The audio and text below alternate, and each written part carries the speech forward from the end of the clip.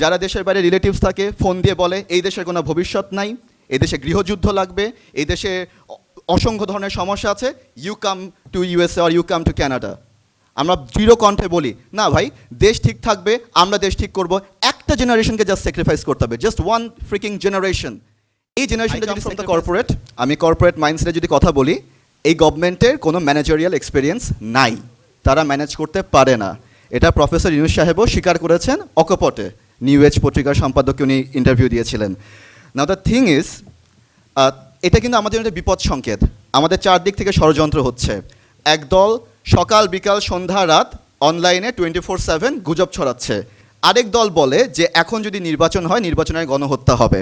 I don't even know what does it even মিন।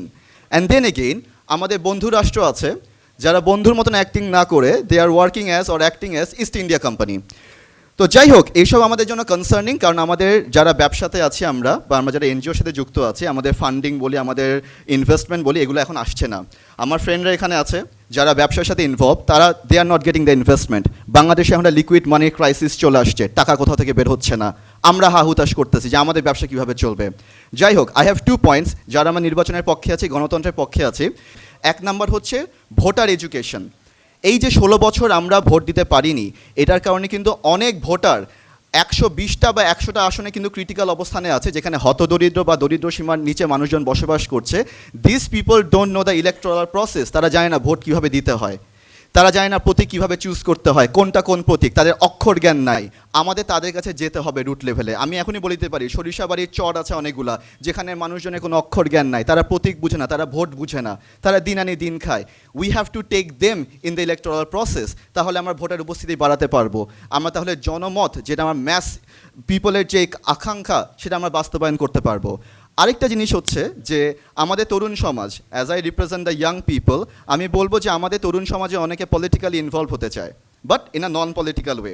আপনি যদি এবারকে US ইলেকশনটা লক্ষ্য করে দেখেন, যে ডোনাল্ড ট্রাম্পের ইলেকশনী প্রচারণাতে বা নির্বাচনী ক্যাম্পেইনে দেয়ার আর লট অফ ইয়াং পিপল যারা টিকটকে প্রমোশন চালিয়েছে। আমাদের দেশে কিন্তু এরকম কোনো ব্যবস্থা নাই। আমাদের দেশে স্টুডেন্টদেরকে বলি বা ইয়াং পিপলদেরকে বলি, তারা কিন্তু পলিটিক্যালি নন পলিটিক্যালি ইনভলভ হতে পারে না। এখন আমাদের সুযোগ আসছে যে এদেরকে আমরা কিভাবে মোবিলাইজ করতে পারি, তাদের মেধাটাকে আমরা কিভাবে মোবিলাইজ করতে পারি। অলস আমরা কিন্তু দেশ ছেড়ে চলে যাব, এই মেধা কিন্তু দেশে থাকবে না। আমাদেরকে অলরেডি যারা দেশের বাইরে রিলেটিভস থাকে ফোন দিয়ে বলে এই দেশের কোনো ভবিষ্যৎ নাই, এই দেশে গৃহযুদ্ধ লাগবে, এই দেশে অসংখ্য ধরনের সমস্যা আছে, you come to USA or you come to Canada. আমরা দৃঢ় কণ্ঠে বলি না ভাই, দেশ ঠিক থাকবে, আমরা দেশ ঠিক করব। একটা জেনারেশনকে জাস্ট স্যাক্রিফাইস করতে হবে, জাস্ট ওয়ান ফ্রিকিং জেনারেশন। এই জেনারেশনটা যদি স্যাক্রিফাইস করে দেশে থাকে, দেশের জন্য কাজ করে, পলিটিক্যালি ইনভলভ হয় আর নন পলিটিক্যালি ইনভলভ হয়, দেশের চিত্র পাল্টে যাবে। আমি রাজনৈতিক দলগুলোকে আহ্বান জানাবো যে এই তরুণ সমাজকে কিভাবে পলিটিক্যাল স্পেকট্রামে আপনারা কাজে লাগাতে পারেন, মোবিলাইজ করতে পারেন, সেটা আপনাদেরকে চিন্তা করতে হবে।